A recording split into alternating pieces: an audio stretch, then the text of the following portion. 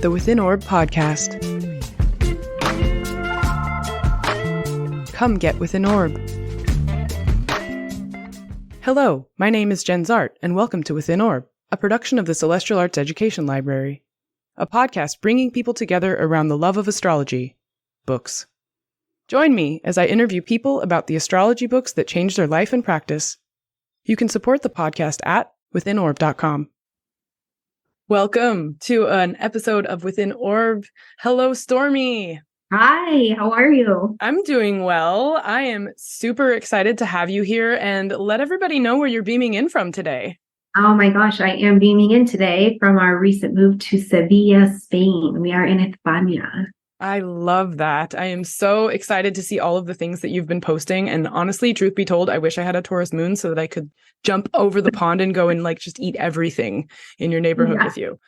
So whenever you're ready, the snacks will be waiting. Awesome. So yeah, congratulations on your recent move. And it's just so amazing to see you living this nomadic life of, having been established. Colorado was your previous home base and now Spain.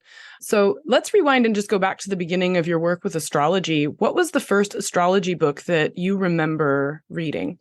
Yeah. Oh my gosh. It's so funny to think back to this stuff, right? Because I can see myself. And for me, it wasn't a book. It was the horoscopes in the back of Teen magazine.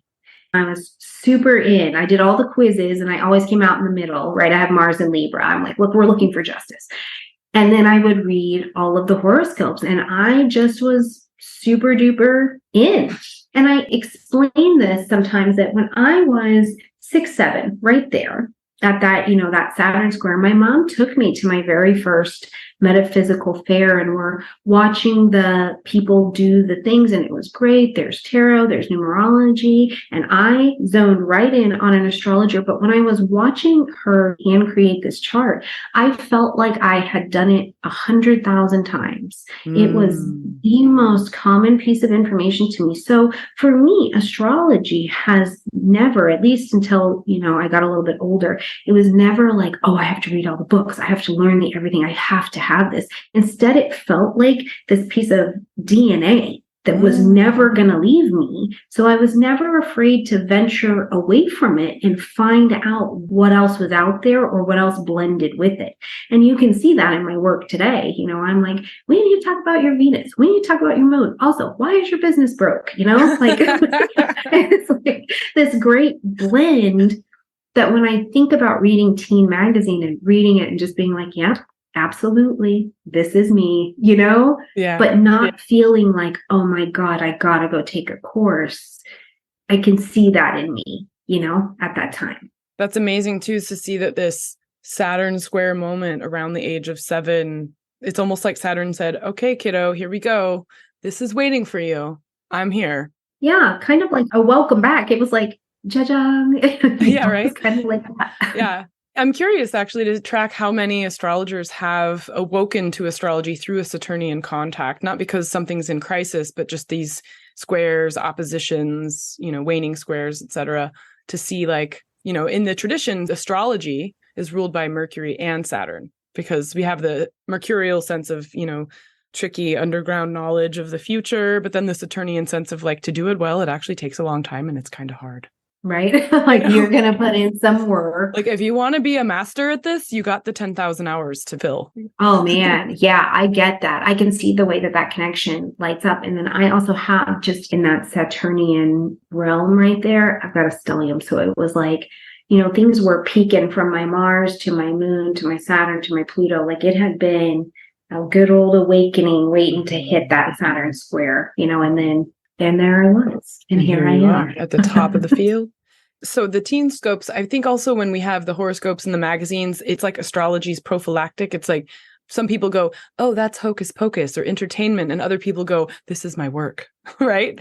So you got sucked into this moment of, hey, this is something that's for me. I'm not turned off by the sort of, I guess, generic or surface level declarations that monthly or weekly horoscopes can have.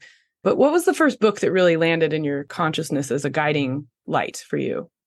So my first astro book was by Jan Spiller. And there is like, I have a real story for y'all on that one. And I'm going to tell you what, her work in general absolutely changed the course of the game for me, because it felt like we had known each other for a really long time.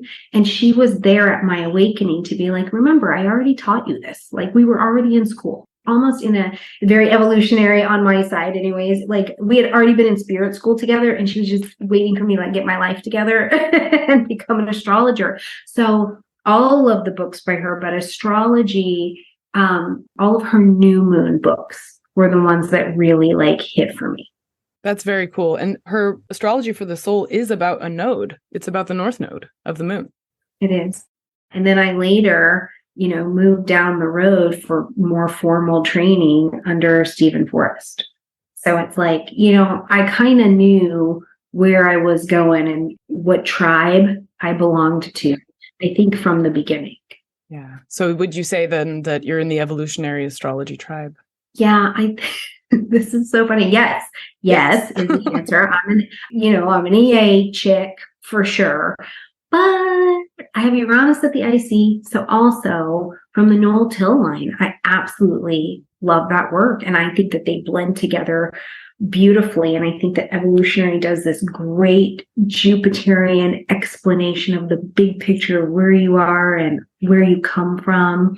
And then you get everything from the Till line, that more humanistic, psychological a little bit, that gives you the details of how to make it through this lifetime. It's more mercurial, the big mind, the small mind, and they dance beautifully together, I think. So I'm a mix of those.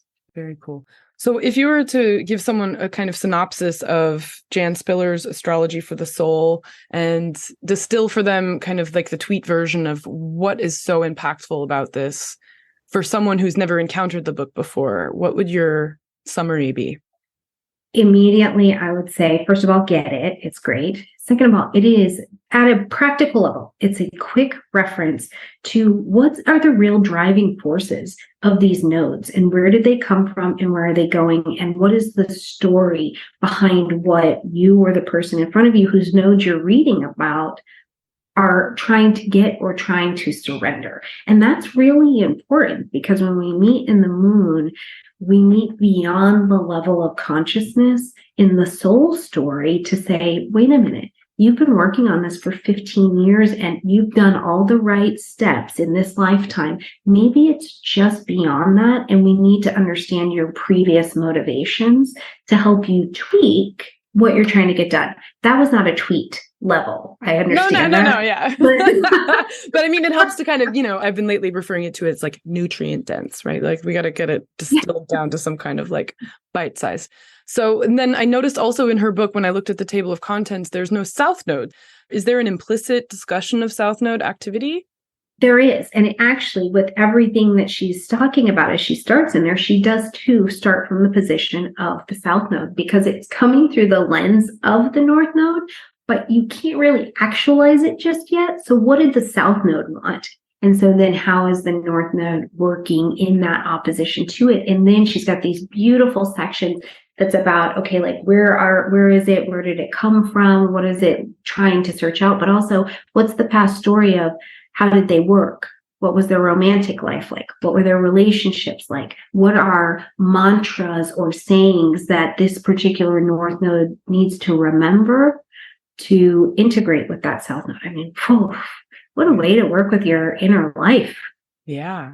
Have you seen then, as you've worked with clients, the generations of nodes? Like you go, oh, here's somebody from 87, like there's that node. And here's somebody from 82, there's that node. And so you can kind of see like, oh, on different levels, these individuals are applying what Jan's bringing up in a different way. Or like, how would you, I feel like I'm like front loading the question, but like, have you seen generations of people come through with their nodal similarities?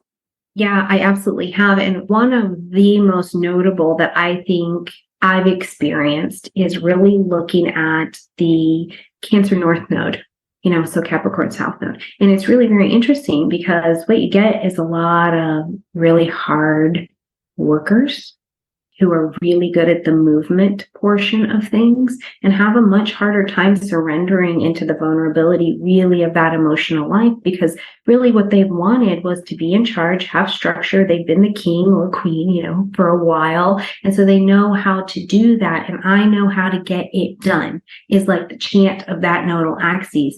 But I know how to have support, lend support, be support, feel and not do. These are some real noticeable qualities that come up with people that I'm working with. And most of the time, what I'll see with Capricorn South Node women is they have hard times in partnerships because they're like, yeah, but I do this, right? I do this, I provide, I'm this. And it can be this really not strong feminine. It's not that. It comes out as I'm the boss.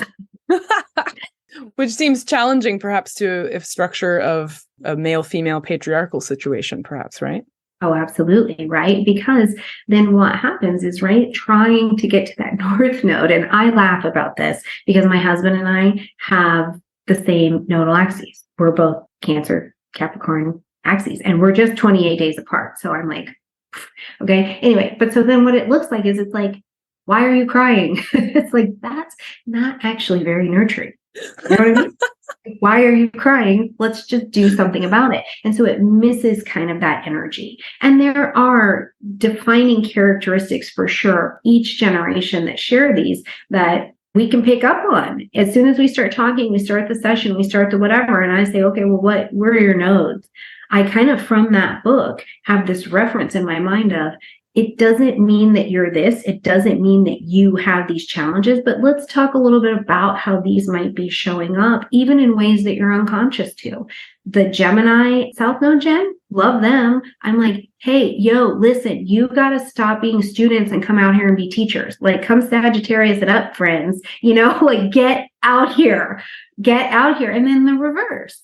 The Sagittarian South Nodes, I'm like, you don't need to be the sage anymore. Now you have to be the student. Let somebody teach you. Let somebody walk you through. And those are things that I got from Jan's book and then later added more education to, for sure. So I think it's a great quick reference. And it's also really useful when you want to talk to people about what's going on in their relationships, because most of what's going on in relationships is below the level of consciousness. Mm-hmm. That's a really excellent point, and something I hadn't thought about in that context of the lunar being that first contact. It's like the closest celestial factor we have that is so immediate. I mean, tidal, right? Our bodies responding to this. The other thing that is really elegant in selecting this work and just sharing what you've shared is that you're saying on a deeper level, what I'm hearing you say is, no matter where you begin in unpacking a chart, and this is something Jan says at the beginning of her book, she's like, we all need an entry point. You can start with Venus in a consult. You can start with the moon. You can start with the North Node. Wherever you begin, that point where you are beginning that examination of the chart and unfolding of the chart, we don't need to spend an hour talking about every single minute chart factor and every single permutation of any kind of technique. It's like, it can be enough to simply talk about the North Node for an hour and let that be the entry point. That's what I'm hearing you say. Absolutely. And the Lunar-Land for me is the entry point, because I feel like when I am in a consultation with someone and I'm meeting them, I want to meet them, first of all, where they're at. And where they're always at is in Lunar-Land, no matter what else is going on, right? And I also want to meet them where they can hear me.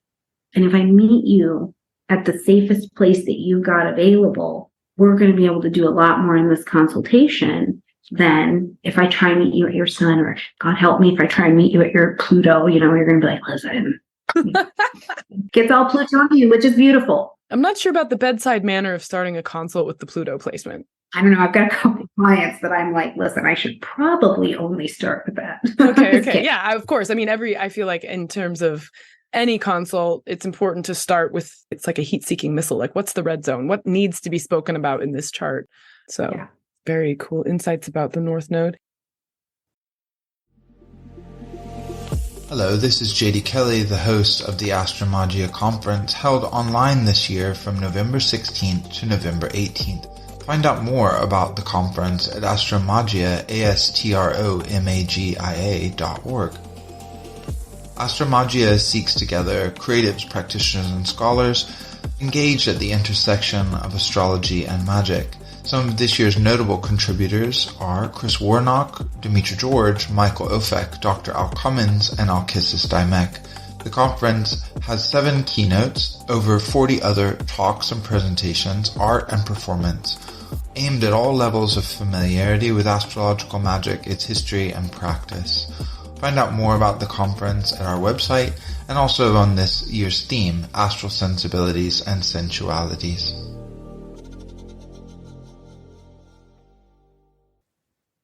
Okay, so you have recently emigrated to Spain and therefore downside. So what did you pack with you? What are the 3 books that are super essential for you now that you are a new resident of Spain? First of all, Finding Our Way Through the Dark. Demetra George cover with the little raindrop, very expanded on the cover, is my favorite. And it made it into my carry-on bag. Like, it didn't just come. Wow. It was in my carry-on bag. This book, if you've not picked this book up and had this exploration of the way the shape of light that you reflect shows up in the world and in your insides, this is so wonderful. The other reason I will tell you, as an American, that I love this book is because it calls us back to how much psychological damage we do in our culture, not being comfortable talking about death. We've got a real fear sense that creeps up when we talk about death. And this book calls us back to remember that we are of nature, like everything else. And so we will live alive and we will die alive. And that is the coolest thing. But if you don't know it, what happens is we get, to this last quarter phase of our lives, this progressed last quarter, and we think something's wrong. And what that can look like, no matter where you're at, is, I think something's wrong with me. I need a drug. I need a medicine. I need to be better. I need to whatever. And it is this inacceptance and ignorance of I am a part of nature as well. So this book for me is like, pick it up. Pick it up, never put it down, put it in your carry-on. I did. Read it 10 times just today and breathe that in, because it takes the fear out of the things we don't talk about and like embraces us being a part of nature, not just a part of the work machine. Dying alive.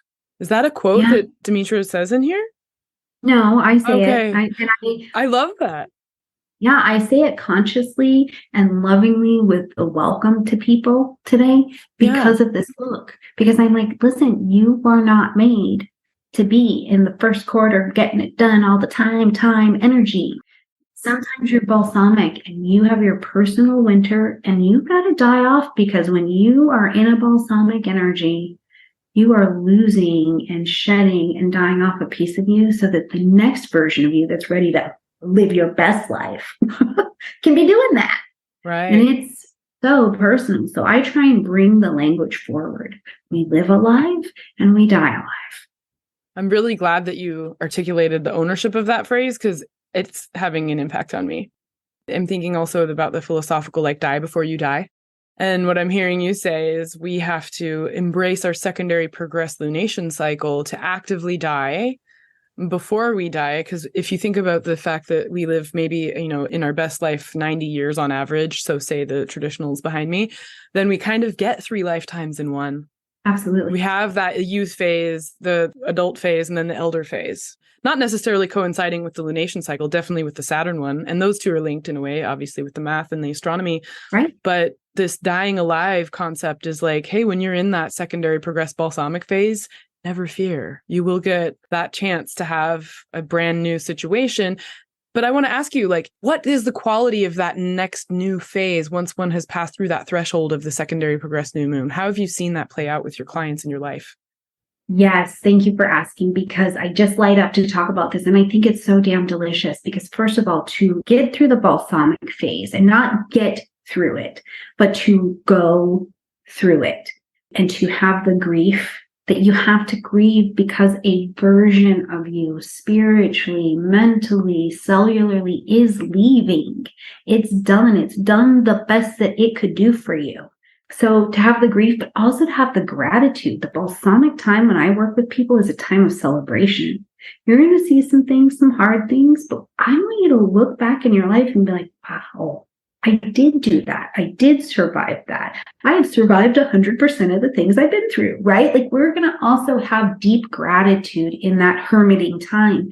And so what I have seen consistently when we get even at the beginning of the new moon phase is that we give birth to two things always. One is a brand new identity.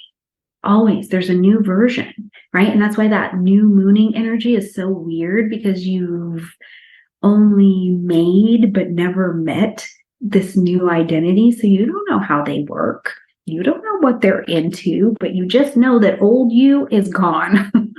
So that is one thing. And then the other thing is the new version gets busy building whatever's next. I've seen people give birth to babies, to businesses, to whatever else. This new version of you is ready to sustain and take forward, because old you just couldn't do it, even if you really wanted to. Right. So it's this really delicious time, but it's still new moony. Right? You don't know this version of yourself like you knew the one you traveled with for 30 years. So you're like, I always describe it as that Indiana Jones in The Last Crusade, you know, when he's going across the bridge and he doesn't know the bridge is there. So he's like scooting the sand out there. And then he realizes, if I just walk, the bridge will present itself. That's the progressed new moon time. It's like, and then you start walking and you're like, okay, so by the time you get to the progressed crescent lunar phase, then you can actualize some things. Then you're not in your puppy feet anymore. And you're kind of like, okay, I get where we're going. So it is like a whole new person. You're saying it's like someone is brand new. Yeah, I really do believe that. I believe it is a version of your spirit, your consciousness, whatever you'd like to say, that you simply didn't have access to before. Because if you did have access to them, you would have done all the things they're about to do for you, with you, through you, in you. So what's your take on the sign that it happens in? For example, if one is going to have it in the next, like their first secondary progressed new moon in a new sign, do they become that sign? Or like what impact does the sign have on the expression of this new self? Sure. And I think that the expression that it just has is it just takes on the characteristics that you may be calling forth more. That's it. But either way, even if we took all the pretty pictures away and we just looked at the shape of light that you're available to transmit now, it was always going to come through. Not like destiny, it was always going to come through, just like nature. Like spring just comes. It just comes. And then you get to experience, I think, beginning that portion of your life through those characteristics and qualities of whatever sign it's in for you. And I would encourage you to lean into it, because I just don't believe that the chart happens on accident, because we live in cycles. Right? Like how often have you seen us just not have March? It's like, you know what? I don't think so. I'm going to just get March this year.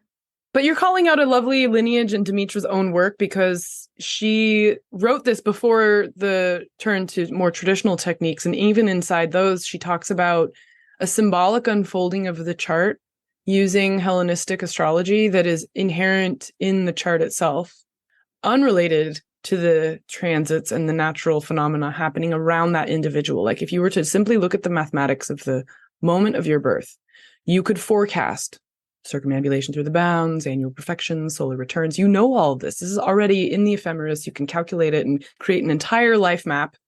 And also, if you go back to sort of, I would say like what early Demetra or prehistoric Demetra, she's still saying that there is this symbolic logic unfolding because we're born into a world that precedes us. March happens before we do, and then we also catch a few of them on our way on this planet, right? Yeah, 1000%. And that is why I love it. That's why even when I use and I teach this technique, we're just astrologers. We're like, okay, but what if? And then what if you do this? And what about the aspect? And I'm like, shh, listen, and let's look at the shape of light. Because what you can predict without knowing anything else is that every 3.5 years, there is a new phase coming in. And in about 2.5, this person's going to start to give symbols of the next one. And it's because nature is just nature, even if we don't know what sign or what aspect it's in, right? And I love that piece of it. It's very simplistic and wholesome because none of us are getting out of it. And I think that's the other thing I love. No one is exempt from a progressed lunation cycle. You're not. Like, you can want to be the best Aries of your life, but if you're in a balsamic phase, you need Aries a little bit different, friend, you know, because it's going to require different qualities when you're not moving that fast. So anyway, very excited. Right. And I love too how, given that you just took this 30,000 foot flight from Colorado to Spain, you're talking about a 30,000 foot view of the chart where, you get the North Node from Spiller, you get the secondary progressive lunation cycle with a sprinkling of Demetra in there. And all of a sudden you've got this map without any more complicated technology. It's like a gauge of where they're at on this map of saying, hey, okay, in 3.5 years, it's going to be like this. Welcome to your new life, but not yet. Trust me, listen to me now, trust me.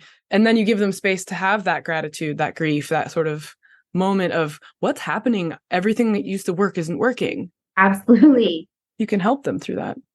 And it is, you do, because it's really a chance to just sit with another human being. And like, I've had plenty of whole sessions where that's all we do is we move through the natal and progressed lunar phases and cycles. And then we talk about these nodes, and that's enough. And to hear another human being give you permission and to give you acknowledgement of really where you're at, because we're spinning, trying to understand this and do our best. And it's like, you don't even have that energy available. Man, to watch another person breathe and leave like just okay is really a beautiful thing.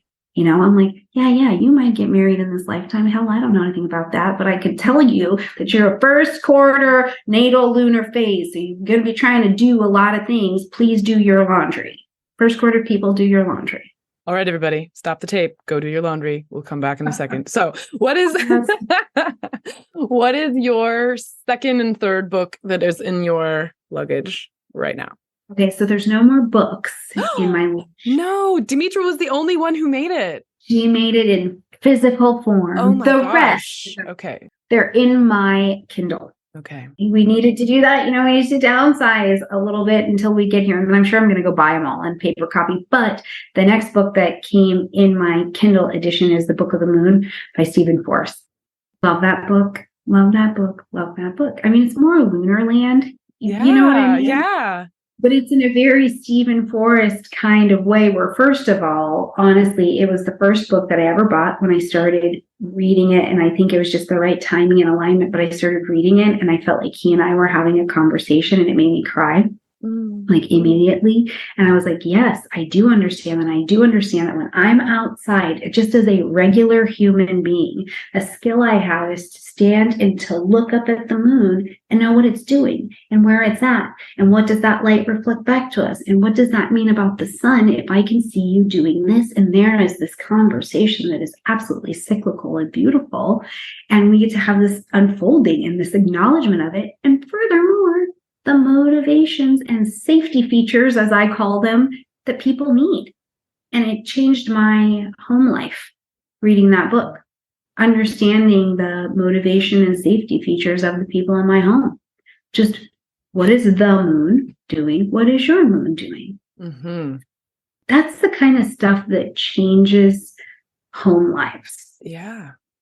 Did you notice that it would connect you more? Because when sometimes we know the astrology of something, it can lead to a disconnect of, instead of seeing the person as a person, it's almost like you're a map and I know what the map's doing. And so there's that kind of logical disconnect as opposed to sort of an empathic response.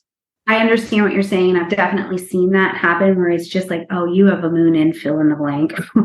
And so for me, that was not the case. But that, I think, also just has to do with who and what I am and personal work that I do as a human, where instead, I wanted to understand that my husband has a Virgo moon.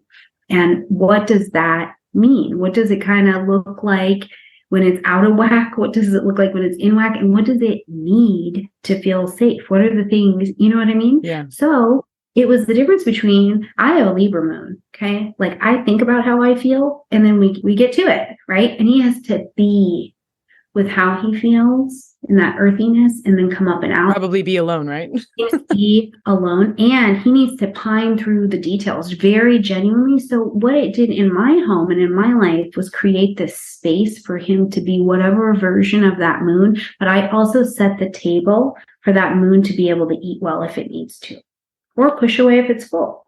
And it was the same with my children. I'm a Taurus, and then I've got children who have heavy Taurus placements. But my daughter has a Taurus moon, and she becomes a terror if she's hungry. Like she just does. And my husband's like, I don't understand. Why isn't she happy? I'm like, what did she eat? And he's like, well, I don't know, cereal. I'm like, she's dying. She's dying. She's not going to eat cereal. She needs like a quiche. Give that kid a quiche. And she's going to just snap in here. And it's funny to say these things because they're very like commonplace to say, oh, Taurus just likes to eat and things like that. But really, if you can pick up Book of the Moon or any one of these moons and understand the internal makeup of a person in your home, it will change the way that you engage them. It will offer an opportunity to change the way you engage them. And that changes relationships. Amazing. And so incredibly simple too. I mean, it's like, how can we leave this on the coffee table? Go pick it up and get it in your body, get it in your mind, get it in your heart. Yeah. Get it in, live it. In your Kindle.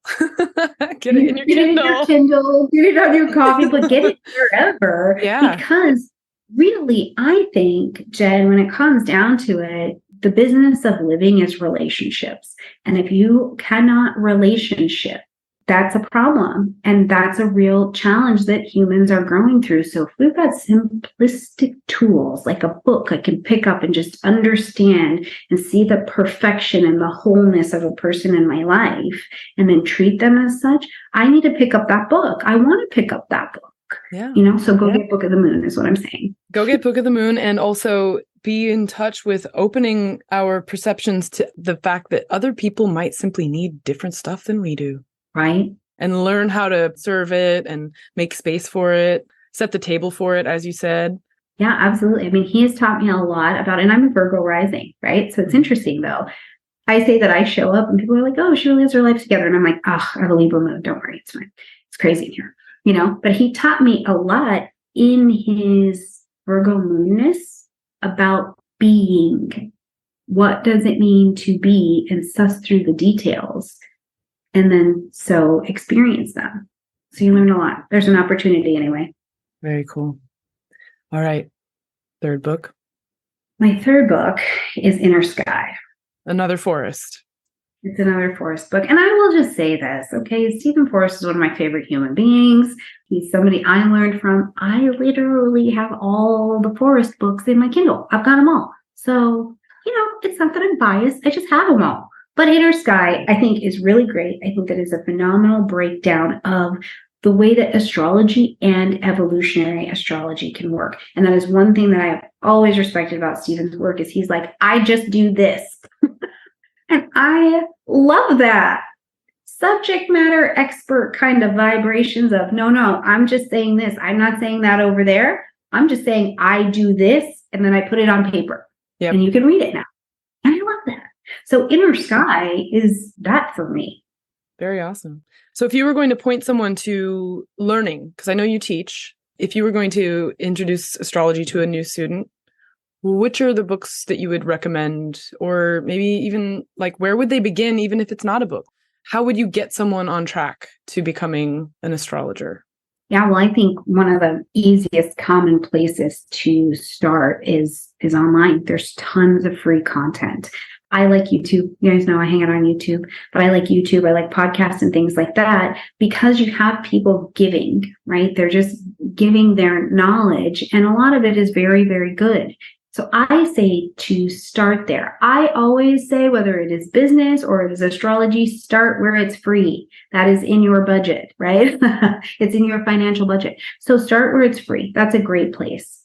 And then from there, one of the first books I would recommend for me is Inner Sky. Okay. But I really like Astrology for Dummies. Yeah. I just thought it was a cool book. And, I was reading through beginner and basic books after I was already practicing and kind of seeing what is the lay of the land. And I really liked it. I was like, this is just flat out, like, think about it like A, B, C, D, and it was a very easy read. Mm-hmm. I felt like for someone, because I think about the person who not only wants to be an astrologer, but who's the person who's like, I just know that there's more, but I don't want to be an astrologer. How can we get this into their bloodstream? I think about those kinds of books. And so I feel like Inner Sky does that because it immediately connects to that inner world. But Astrology for Dummies is just like, oh, it's just this. It's Mars in this sign. It's Mars in this house. It's Mars in this, and gives a little picture to put it together. Yeah. So that would just increase the overall astrological literacy of the public, whether or not they say, oh, I need to learn how to erect a chart and read a chart, all of that. It's more like, oh, when my astrologer friend is like having that conversation where it's like astrology is like, yeah, blah, blah, blah, blah. It's like, okay, now I have an idea of what they're talking about instead of just not hearing any words. Absolutely. Right. Because Okay. sometimes I love languages, and sometimes a little language is enough. You use a little language and you can open a bank account and buy food, you'll be fine. Very cool. Very cool. Well, any last things you want to share with us before we sign off in Spain? Come to Spain, obviously. It's a phenomenal place. Really, truly, I think my sign-off message is just if you're called in any way to astrology, move towards it. You don't have to move all the way in, but, pick up a book, pick up a little something, because there's maybe even just understanding the moon, maybe understanding the sun, maybe understanding something in that is going to allow you to unfold more fully in your relationships. And I think that that's something astrology has the power to do. Amazing. Well, thank you for sharing your time and wisdom with us, and I look forward to seeing you in Spain. Hey, bye, everybody. Bye. Thank you for listening to Within Orb. To learn more about the Celestial Arts Education Library, or to become a member, visit our website at CAELi.institute. That's www.caeli.institute. If you enjoyed this episode, please help spread the word. Follow or subscribe to Within Orb in your podcatcher of choice, rate it 5 stars, or write us a happy review. This helps others find the show. We also want to give a big thanks to the indie band The E-Block for contributing their song Wake Up for our intro and outro music. You can find them at their website, eblockband.com. This is Jenn Zahrt, signing off for now. See you next time.